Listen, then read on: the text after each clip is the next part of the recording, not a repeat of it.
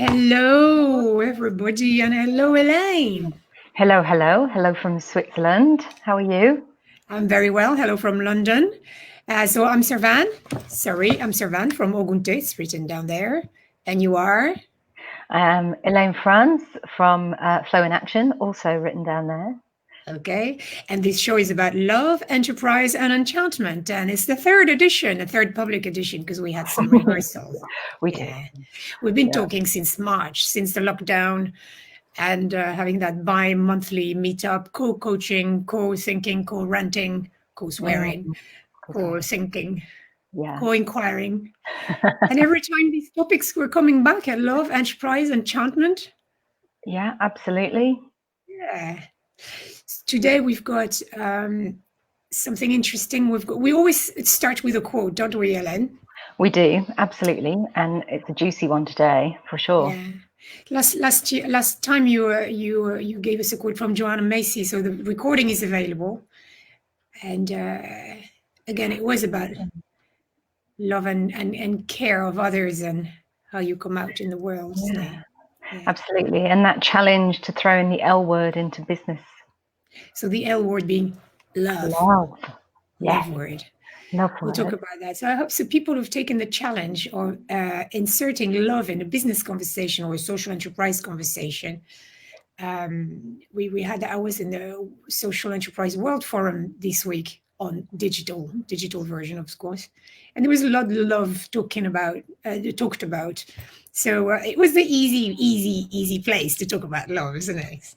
Did you have any kind of feedback or people talk about love in business, of mainstream business maybe, or institutional organizations?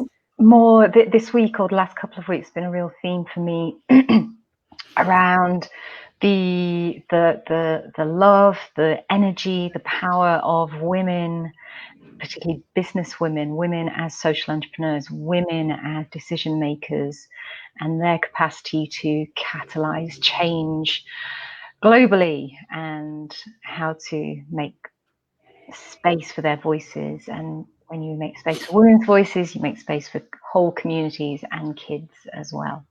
It's true. So much. And there's a lot of evidence popping up everywhere about that, isn't it?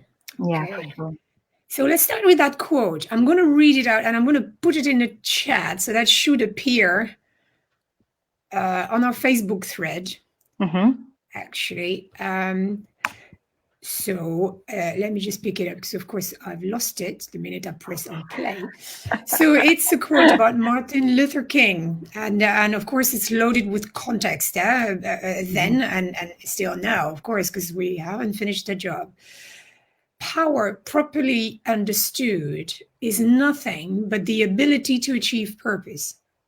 And one of the great problems of history is that the concepts of love and power have usually been contrasted as opposites, polar opposites, so that love is identified with a resignation of power and power with a denial of love. What is needed is the realization that power without love is reckless and abusive, and that love without power is sentimental and anaemic. Power at its best is love implementing the demands of justice. And justice at its best is love correcting everything that stands against love. It's precisely this collision of immoral power with powerless morality which constitutes the major crisis of our times. So that's the quote that Martin Luther King Jr. delivered during his last presidential address to the Southern Christian Leadership Conference on August 16, 1967. You can find it in Where Do We Go From There as well. Fantastic. This is just so timely. It's just always timely, isn't it? Always timely. That's it's in a positive sense, but also it's sad that we are still having to draw on this and explain. Yeah, for sure. How does it resonate with you, and do you have stories around that you can share? I do. For me, love and power do go hand in hand, and this has been a self-discovery journey that this understanding that fear is the opposite of love. And how do I therefore walk into those fears with allies? Referring back to our quote from last week, how do I love myself? How do I understand myself? How do I walk into my brand of being, my creativity, what I bring to the world, and value that and cherish that, in order that I realize that I have a voice and I need to share it? And so that's very powerful for me, because then if you shine the light into fear, what starts to come out of it is love and power, this energy, this capacity to generate change from the inside out, from the ground upwards, to be at one with yourself without having to bully anything into, you don't have to bully your way into a space, but you can be whole. So for me, love and power kind of indicate that wholeness. So a story would be, I think, very relevant now. We power over communities, power over women and children, is this the kind of lack of facts, the lack of steering around where we're at in this global pandemic. But even before that, social media, fake news, whenever you can't give facts, whenever you can't be clear or explore together, then you have power over people. And that for me is a real concern right now, that we need to kind of dispel this darkness, dispel this fear, by really asking our governments, asking our communities, marching like Extinction Rebellion, to peacefully to go, what are the facts? Give us the facts. The facts are not social media facts. That is, smoke and mirrors. How do we dispel fear? We dispel it by standing shoulder to shoulder and marching together, metaphorically and physically, to say, we count and our voices count, and this is not enough. So there's a lot to unpack here. There's the power that you search further, and the power that you organize within, and then the love that exudes from you, and then how you use it for yourself and others. So it's very much the individual, and then how you then make a big ask, a societal ask, to then be able to perform better as a society, as a community. That reminds me, there are several organizations I've actually, that pops into my brain right now as you talk like this. There's More in Common, which, it's a research organization that actually brings up facts and evidence and research how people perceptions tend to bend the future positively or negatively. And they're active in the US, in France, in Germany, in the UK. More in Common. There's also the Framework Institute as well, that helps people to reframe based on the evidence that's at hand. Really powerful. So research-based organization, and that tend to also explain clearly how people can manage all these fear, and also if you read it from a certain point on the political spectrum, then you understand why others on the other side of the spectrum feel differently and where they're coming from. And that I find powerful. Has that really connected with you in the last few days? Has there been because it's a bit of a homework that has been given to me by my coach there. I'm on a sort of group course where that's run by Lee Chalmers, and we're a bunch of women who are igniting their midlife revolution. Aren't we all? Definitely. I feel old when I say that. No, I'm only 27. Not, but but I'm past the midlife in all sort of physical term. I'm probably way beyond that midterm now. Yeah, me too. Anyway, we're people from all strands of life, all different continents, different countries, different diverse, and then we've got the privilege to have one-on-one with Lee Chalmers at some point around the group program. And she said, I think that your political convictions are leaking out a little bit. Which is not, I mean, don't change anything, she said. However, that was for me like a but. Oh, But, however. and I said, what's going to come out of my face? She said, it's all good. I mean, you are who you are. Don't change any of it. And, or however, and there's always someone from the other side of your political spectrum in the room. They're always there. And so she gave me the homework to actually reach out. So, or just, reach out, hug that person from the other side of the political spectrum. I said, I was like, I said, well, okay, I'll accept the challenge with all these stereotypes and assumptions and beliefs I had. And actually I did it. So I reached out to my network, my mates, who I know are well connected. And I said, do you know someone from that part of the political spectrum who I can reach out just to have a sort of different understanding on specific, things like, how they envisage social change themselves? Because I everybody's brutal as to refuse social change. And what they're coming from, I just want to expand my horizon because I'm in that bubble, and if I only hear the same soundbite, it's too cushy and it's just not going to make me go anywhere.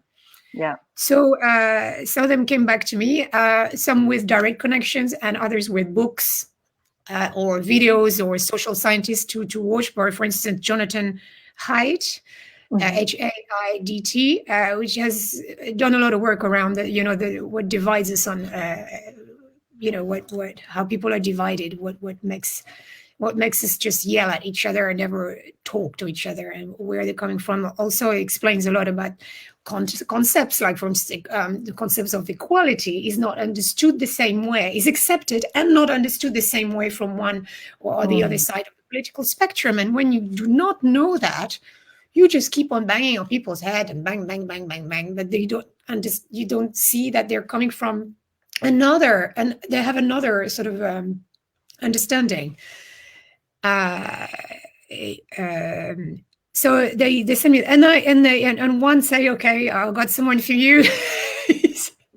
And I had that conversation, which was very uplifting. What I noticed, some little words, they are very passionate about what they believe in. They don't come from a bad intention angle, everything is justified. And of course, there are moments where you cringe, but you can't just show that. You need to listen up till the end of the conversation. You need to listen. And then when you listen to the end of their thought process, I understand. The story makes sense. Yes. And then there are words that they choose to say that I pick up upon, and I say, this is what I need to work on. How do I reassure them that their fear doesn't have to be a fear, because it doesn't take away anything from their life. It doesn't destroy their identity. And this is, I understand that power then in that context was a notion of what fuels you. Power as fuel, as energy. Yeah. What fuels you? What makes you say that? What makes you upset? What makes you rage? And if I let you explain this rage up till the end, if I let you finish your sentence, then I understand how you come from a place of love and you want to find a solution. Yeah. And I might find some ideas that help you solve your rant, your problem, your issue, whatever, or your distress. Yes. This is how power and love then was illustrated this week. But of course, reaching out to someone on the other side of the political spectrum, I needed to bring a lot of love in the picture. Yeah. Because it's, as you say, we have those our own inner territories, inner thought processes, where points where we stop listening. And there's something for me around love being confused with the need for significance. So significance is a need that's all to do with credibility and feeling respected.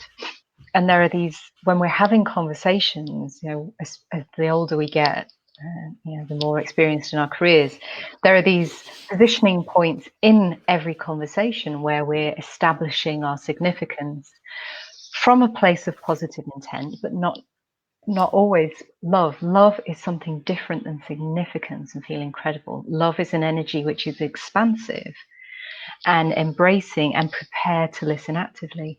It's reminded me of a couple of years ago, I went to London again, chocolate buttons, fish and chips, favourite things, and also had the great enjoyment of hearing Simon Sinek speak. And he was speaking to a group of maybe 2,000 people, predominantly people 30s upwards, middle age like myself. And he was promoting a new book, and the book was all about the toxicity, the gamification that is in social media and how it sucks us in. And he'd done this fantastic conversation and explanation. At the end of his conversation, he invited questions from the floor, and he'd been very clear that about social media is not a place to find friends. It is a place where we collect huge numbers of people, but actually these are not friends.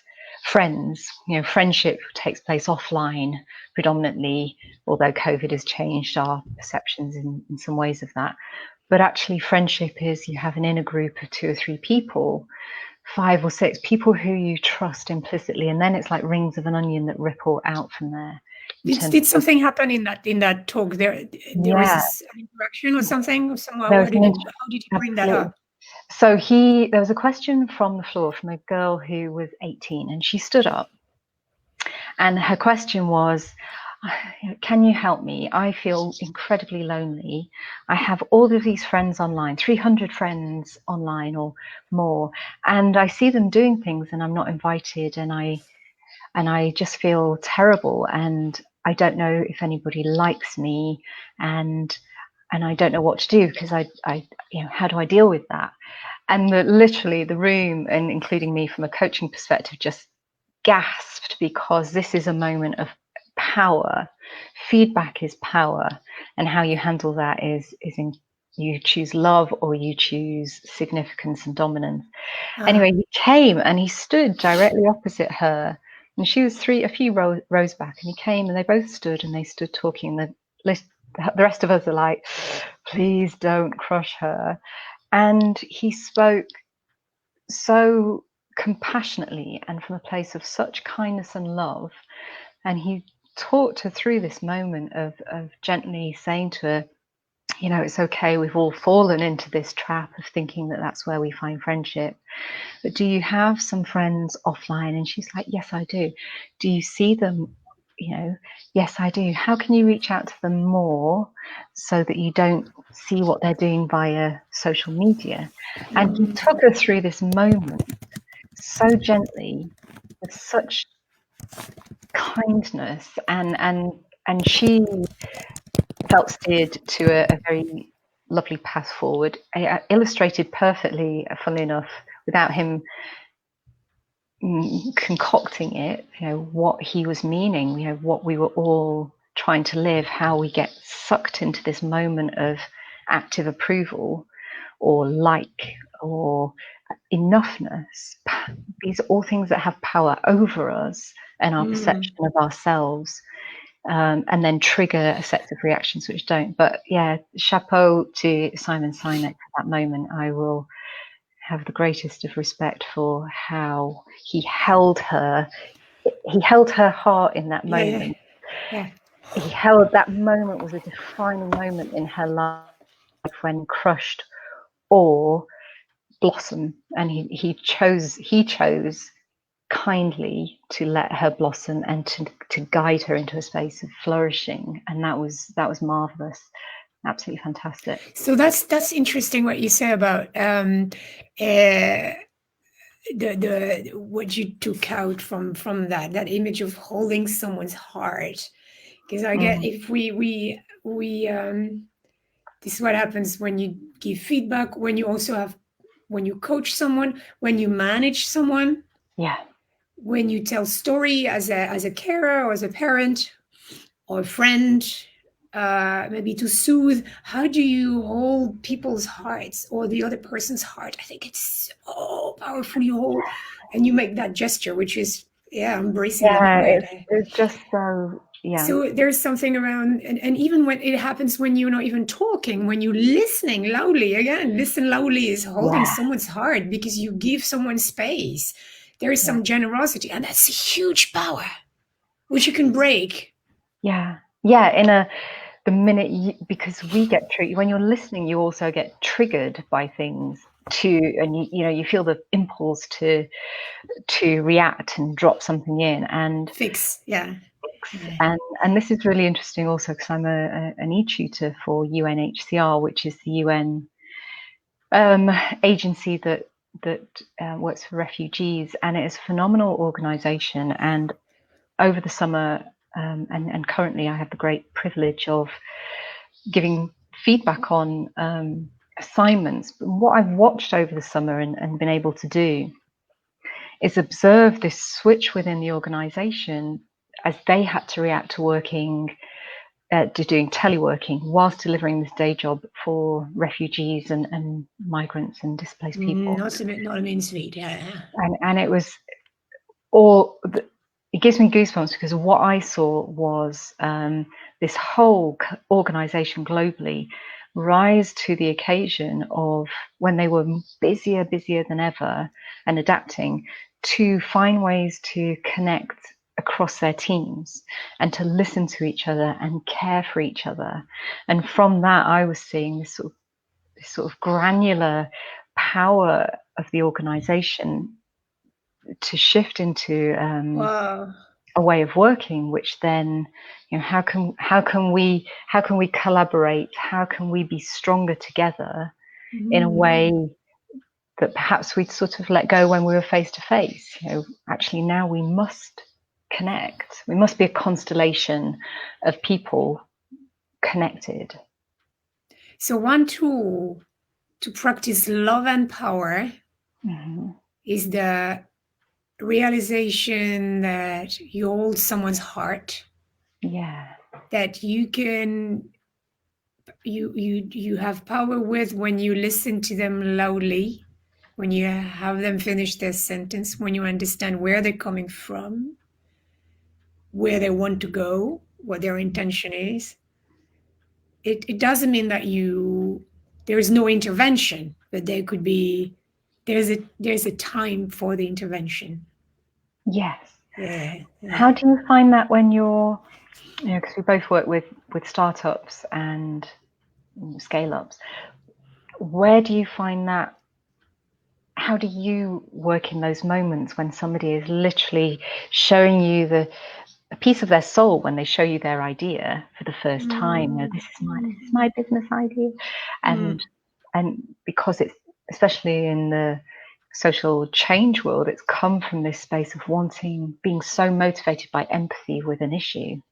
I do. Yeah, there are several tools. Don't we love our tools? There are several tools and approaches I use. Let's just throw one is, it depends how they come and explain about their baby, and they're so convinced that that's the way forward, etc., etc. So I'm taking the place. Okay, so imagining I'm someone else. I am someone from the street. I pick up a persona. I say, explain to me how, I'm that persona. I'm the person on the street that has no understanding of tech or what have you, or systemic change, and blah, blah, blah, blah, explain to me how that's going to work. What is it? So they have to articulate that idea or that process or that concept to me as another person. That gives them power to put themselves in someone else's shoes. The other thing as well is whenever they come with an idea or whatever, you say, okay, who's talking? Who does the talking in your head? There could be someone. So there's something, again, that we do frequently, is that looking at the like we did that as well last month with Lee. Again, it's about checking in your inner team. Yeah. Not about all the many voices in your head, and God knows, well, there's a lot of people in there. Yeah. But it's there's the person who's the visionary person, yeah, like the CEO, the dreamer. There's another person in your head that's pretty much the chief financial officer, the rational, the God Excel sheet, and it's not adding up. So let them do the talking at some point. There's the HR person, or the people person. That's not love, the lover, the loving person. They want to make sure that everybody's safe, in theory, and that you got the right people around you, that you got the right team, etc. So how does the connection with people work here? And then you might have God, there must be another person as well in that team. So someone who thinks more, or more of a strategist, or it's like, so what does it all going to look like when it's completed and in the future? So we'll invite the person to also chat from their position of power, but 10 years ahead. What does it look like when the context is totally different? Tell me what happens. So there's that movement in time. There's the movement in people. That's the sort of an application of empathy. Yeah? How do you apply the empathy? Is be able to put yourself in, not just in other people's shoes, but in another time, and also in another perspective that's stuck in your head somewhere. And sometimes you're in a team. You got to pass the mic in the people from one person in your inner team to another person in your inner team. That's very useful as well when you are crushing yourself, where at times. You started the talk with love and power from an individual perspective. How does that emerge from yourself? Yeah. I think that sometimes we have so much power to do stuff, but our inner critic, or there is that kind of gremlin that retract love from the story, from our personal story. And that is the same as well, that prevents you from when you hold someone's heart in a conversation, that same person is the one that crushes it. Yeah. So it can crush your own heart, or it can crush someone else's heart. We all have that persona in ourselves. Yes. Wherever we come from. Yeah. I once had was teaching I run these Futures Wonder Labs with kids, been doing it for years, and I had an amazing kiddo.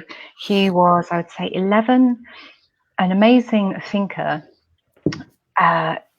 Actually, at one point he came and talked to me about the fifth dimension of energy, and left me way, way behind.